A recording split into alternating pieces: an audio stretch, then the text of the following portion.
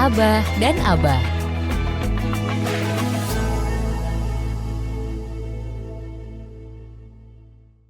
Bismillahirrahmanirrahim. Assalamualaikum warahmatullahi wabarakatuh. Alhamdulillahirrabbilalamin. Wassalatu wassalamu ala asrafil anbiya'i wal mursalin Sayyidina Muhammadin wa ala alihi washabihi ajma'in. Hamma ba'du, Sobat Fok. Alhamdulillah kita kembali hadir di tengah-tengah ruang dengar Sobat Fok sekalian ya. Tentunya di Fok Radio Jogja bersama Abah Ali dan Abah Jatmiko. Sebelumnya teman-teman semua, mari kita selalu panjatkan rasa syukur kita kehadirat Allah Tuhan Yang Maha Esa. Karena dengan selalu kita bersyukur, ya, apapun yang kita terima, yang kita hadapi, harus selalu kita syukuri. Ya. Itu pertanda bahwa kita sebagai makhluk yang memang pandai bersyukur. Karena dengan menjadi hamba yang pandai bersyukur, ya insya Allah nikmat-nikmat berikutnya, terlebih-lebih nikmat akhirat ya. Kalau nikmat dunia itu nggak seberapa Sobat Fok, tapi nikmat akhirat itulah yang sejatinya. Selanjutnya, sholawat serta salam, tak lupa mari kita aturkan pada junjungan Nabiullah kita Muhammad Sallallahu Alaihi Wasallam, kepada keluarganya, sahabat-sahabatnya, dan mudah-mudahan ya di yaumul akhir nanti kita mendapat syafaat dari beliau. Amin ya robbal alamin. Sobat Fok, seperti biasa ya, di sore hari ini menjelang berbuka puasa ada beberapa yang perlu kita sampaikan ya dari Abah Jatmiko tentunya. Assalamualaikum Abah Jatmiko. Waalaikumsalam warahmatullahi Siap wabarakatuh. Abah? Sehat. Nah, kita Ya. masih meneruskan pembicaraan kita dengan tema larangan-larangan yang seharusnya kita hindari di bulan Ramadan khususnya. Ya, tetapi Abah garis bawahi, larangan ini juga berlaku di luar bulan Ramadan loh Sahabat Fok. Ya. Di bulan Ramadan tujuannya supaya pahala kita tidak hilang. Kalau kita bisa menghindari hal-hal yang dilarang ini, kita tidak lakukan di bulan Ramadan. Baik Sahabat Fok, Abah Jatmiko, ada pertanyaan lagi ini yang selanjutnya. Siap. Ya. Ini hari kelima Abah. Siap. Alhamdulillah ya, puasa kita mudah-mudahan diterima yang kemarin-kemarin. Kenapa Abah kita dilarang bermuka dua? Nah, padahal muka kita satu ya. Apa bisa kita bermuka dua? Silakan Abah, mungkin bisa dijelaskan nih. Apa ini maksudnya? Siap. Ini? Moga Begini Pak. Sekarang begini. Ketika kita melihat sifat Nabi atau Rasul itu kan sifatnya ada 4 Pak, sebagai sifat dasar utama. Apa Pak? Sidik, amanah, fatonah, tabligh. Berarti kan paling tidak kita sebagai orang yang ingin meniru Nabi, ingin meniru Rasul kan harus punya 4 ini. Sidik, jujur. Yang kedua, amanah dapat dipercaya. Tabligh itu dakwah lah. Ya. Watawasau bil haq, watawasau bis sabr. Kita itu hidup mewasiatkan meninggalkan kenangan baik, ya kan? Ya kan, jangan meninggalkan kenangan buruk, ya. Kan itu kan kita dikenang sebagai orang yang baik kan, ya kan? Dan dikenang sebagai orang yang sabar, Pak. Orang sabar itu kan orang yang bisa ya memahami orang lain.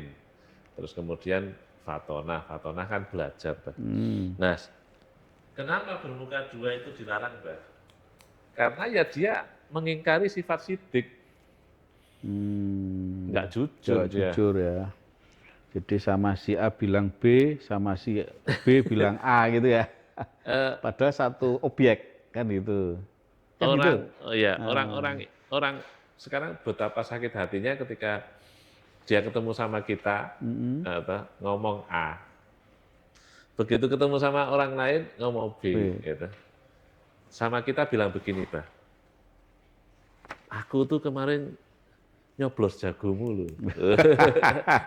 Ya kan? Ini terkait dengan pilkada ini ya. Nyoblos presiden mulu. Nyoblos anggota yang kau pilih lo.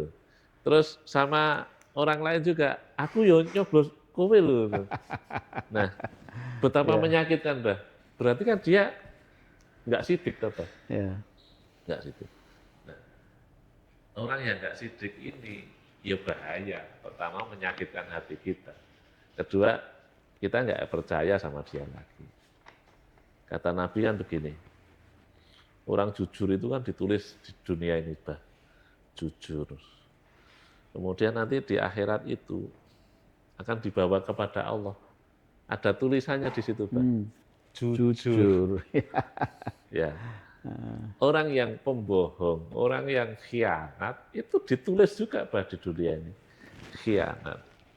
Dan kemudian nanti sampai di akhirat dibawa kepada Allah, ada tulisannya juga dia. Khianat. Makanya kenapa bermuka dua ini dilarang oleh agama? Ya karena dia mengingkari sifat kejujuran. Ya kan, bah? Tidak mungkin kita itu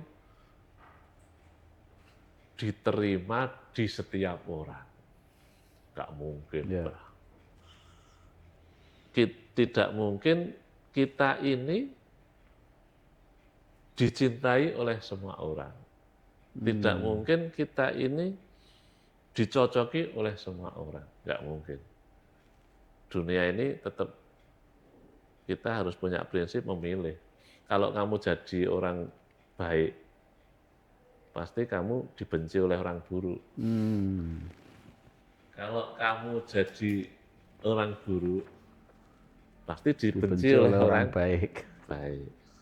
Gak mungkin orang baik mencintai orang buruk ya? Gak mungkin kamu kebaikan sama keburukan kok jadi satu. Itu namanya kan bundet, bah. Ya. Nah, kehidupan ini kita juga harus oposisi loh, bah. Oposisi itu enggak jadi oposisi. Enggak, maksudnya begini loh, bah. Ketika ada suatu golongan kok buruk, ya, kemudian kita tahu itu buruk, ya jangan masuk, apapun alasannya. Walaupun dia kuat sekali, begitu.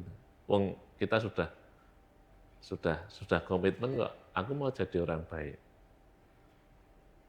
Resikonya apa? Ini resiko loh, bah. Ini kita ngomong tentang yang enteng-enteng aja ya, bah. Resikonya itu surga sama neraka itu banyak nerakanya, bah, besok itu. Penghuninya? Penghuninya. Penghuninya banyak. Artinya apa? Ketika kamu dalam kebaikan, pasti kamu temannya sedikit, bah. Ya, dimanapun seperti itu rata-rata. Tapi itu resikonya, karena memang kita tidak boleh bermuka dua. Elu ya. Di sana diterima, di sini diterima. Aku tuh kalau bisa ya di orang-orang buruk itu ya nerima aku, ya. Di orang-orang baik ya nerima aku. Supaya apa? Ya supaya milih aku semuanya. Nggak bisa. Berarti kalau jadi pemimpin pun juga harus tegas ya. Ya kalau dia. Aku nggak ngomong pemimpin loh, Pak. Ini kita kan ringan-ringan aja kan. Siaran buka bersama kan maunya jadi pemimpin itu diterima di semua kalangan kan gitu. Ya kalangan yang baik, kalangan yang kurang baik dan sebagainya bisa diterima, maka ya diterjemahkan sendiri. Makanya ini hadis nabinya kan belum kita baca, Pak. Jadi hadis nabinya begini. Tajidunan nas ma'adid.